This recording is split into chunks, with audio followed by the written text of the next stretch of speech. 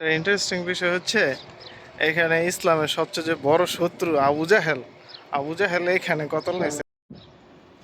মোহাম্মদ মানে কি জানেন? মোহাম্মদ মানে কি? প্রশংসিত। এই কারণে মোহাম্মদ সাল্লাল্লাহু আলাইহি ইসলামকে মক্কার লোকেরা গালি দিয়েও শান্তি পেত না। মানে যদি বলি এই প্রশংসিত লোকটা খারাপ, কথাটা হইল? আসসালামু আলাইকুম সম্মানিত দর্শক, আমি আজকে এসেছি আরেকটি ঐতিহাসিক জায়গায়। এই জায়গাটি ইসলামের সবচেয়ে অত্যন্ত গুরুত্বপূর্ণ একটি জায়গা। এই জায়গার নাম হচ্ছে বদর। এই বদরের ঐতিহাসিক যুদ্ধ সম্পর্কে আমরা সবাই কম বেশি জানি। এখানে আমাদের প্রিয় নবী হযরত মুহাম্মদ সাল্লাল্লাহু আলাইহি ওয়াসাল্লামের সর্বপ্রথম এবং সর্ববৃহৎ যুদ্ধটি অনুষ্ঠিত হয়েছিল। আমার পিছনের যে গ্রাউন্ডটি দেখতে পাচ্ছেন এই সেই বদরের প্রান্ত।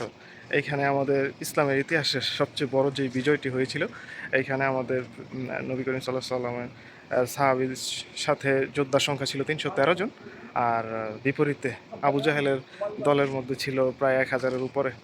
তো এত ছোট একটি দল নিয়ে বৃহৎ একটি শক্তির সাথে আল্লাহর অশেষ মেহেরবানিতে এই যুদ্ধে বিজয় লাভ করার পরে আমাদের নবী করিম সাল্লাল্লাহু আলাইহি ওয়াসাল্লাম উনি পুরো আরবের একজন বড় নেতায় পরিণত হন এবং রাজনৈতিক ক্ষমতাবান হন। এবং আজকে এই যুদ্ধে যদি ইসলাম হেরে যেত তাহলে হয়তো আজকে পৃথিবীর ইতিহাস অন্যরকম হতে পারতো। আজকে আমরা মুসলিমরা যে বিশ্বের মধ্যে মাথা উঁচু করে দাঁড়াতে পারছি, এই যুদ্ধটা তার একটি অন্যতম কারণ। তো সবাইকে বদর থেকে আন্তরিক শুভেচ্ছা অভিনন্দন জানাচ্ছি। এরকম সৌদি আরবে এরকম অনেক ঐতিহাসিক জায়গা আছে। হুম। তো খুবই ভালো লাগলো যে এরকম একটি ঐতিহাসিক জায়গাতে আসতে পেরেছি। এখানে একটি মসজিদ আছে। এই বদরের প্রান্তরের মসজিদে আজকে আমরা জুমার নামাজ আদায় করব। ভালোবেসেছেন সেই ১৪০০ বছর আগে, যখন আপনি আমাকে মিস করতেন, আশা করতেন যেন আমার সাথে দেখা করতে পারেন, অথচ তখনও আমি জন্মই হইনি। সেদিন সাহাবীরা আপনার চোখে পানি দেখে বলল, ইয়া রাসূলুল্লাহ, আপনি কাঁদছেন কেন? আপনি বললেন, আমার ভাইদের খুব দেখতে ইচ্ছা করছে। সাহাবীরা বললেন, আমরা কি আপনার ভাই নই ইয়া রাসূলুল্লাহ? আপনি বললেন, না, তোমরা আমার সাহাবী।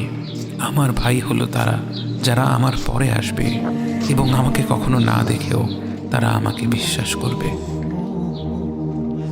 মৃত্যুশয্যায় শুয়ে আপনার অন্তরে এই চিন্তা ছিল যে আমাদের পরিণতি কি হবে। উম্মতি উম্মতি বলতে বলতে আপনি আপনার রবের নিকট ফিরে গিয়েছেন।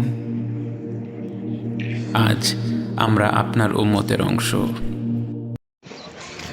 আলহামদুলিল্লাহ, বদর মসজিদ থেকে জুমার নামাজ আদায় করে বের হলাম। এখন আমরা বদর যুদ্ধে নিহত শহীদ সাহাবীদের কবর জিয়ারত করতে যাব।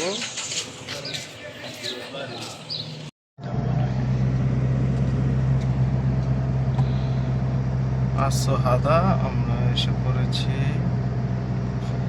বদরের যে কবরস্থান।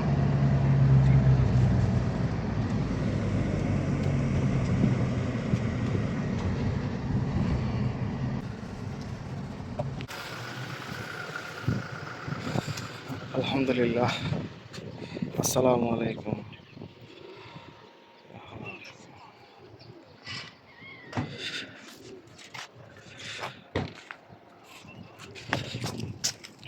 এখানে কিছু বর্ণনা দেওয়া আছে।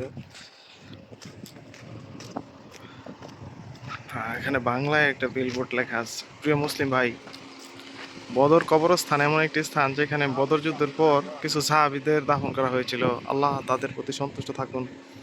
যেমন উমায়র বিন আবু ওয়াক্কাস, মুয়াজ বিন আল হারিদ, রাফি বিন আল মুয়াল্লা এবং অন্যান্য। এই কবরস্থানে বিশেষ কোনো ফজিলত প্রমাণিত হয়নি, বরং এটি অন্যান্য মুসলিম কবরস্থানের মতো, যেখানে পুরুষদের জন্য বিশেষ সফর ছাড়াই জিয়ারত করা বৈধ। জিয়ারতের উদ্দেশ্য হলো সেখানে দাফন করা ব্যক্তিদের সালাম দেওয়া, তাদের জন্য দোয়া করা। যেমন আল্লাহ নবী বলেছেন, তোমাদের প্রতি শান্তি বর্ষিত হোক, হে ঘরবাসী ও মুমিন ও মুসলিমগণ, নিশ্চয়ই আমরা আল্লাহ চাইলে তোমাদের সাথে মিলিত হব। আমি আল্লাহর কাছে আমাদের ও তোমাদের জন্য কল্যাণ প্রার্থনা করি। মুসলিম কর্তৃপক্ষ হাদিস নম্বর 975। অতএব এই কবরস্থানে জিয়ারতকারীদের উচিত কবর জিয়ারতের ক্ষেত্রে সুন্নাহ অনুসরণ করা, শরীয়তের বিরোধী কাজ থেকে সতর্ক থাকা, যেমন মৃতদের মাধ্যমে সাহায্য চাওয়া, তাওয়াসসুল করা অথবা কবরস্থানের মাটি থেকে বরকত নেওয়া, কারণ এইসব কাজ বিশুদ্ধ ধর্ম শিক্ষার পরিপন্থী। যে বীর শহীদেরা শুয়ে আছেন, আমরা তার বিদেহী আত্মার মাগফিরাত কামনা করি। আল্লাহ তাআলা তাদের ইসলামের জন্য যে জীবন উৎসর্গ করেছেন, আল্লাহ তাআলা তাদেরকে জান্নাতের উঁচু মাকাম দান করুন এবং তাদেরকে মহিমান্বিত করুন। আল্লাহ তাআলা তাদের এই উৎসর্গকে কবুল আর মঞ্জুর করুন। আমিন। ये खुशियाँ ये जिंदगी ये लज्जतों का सुरूर, ये खुशियाँ ये जिंदगी ये लज्जतों का सुरूर, वमल हयातुद दुनिया इल्ला मताउल गुरूर।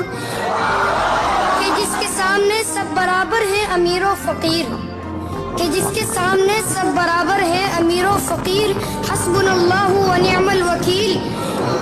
हर जानदार का होना है एक दिन कुव्वते मौत, कुल्लु नफ्सिन जायक़तुल मौत।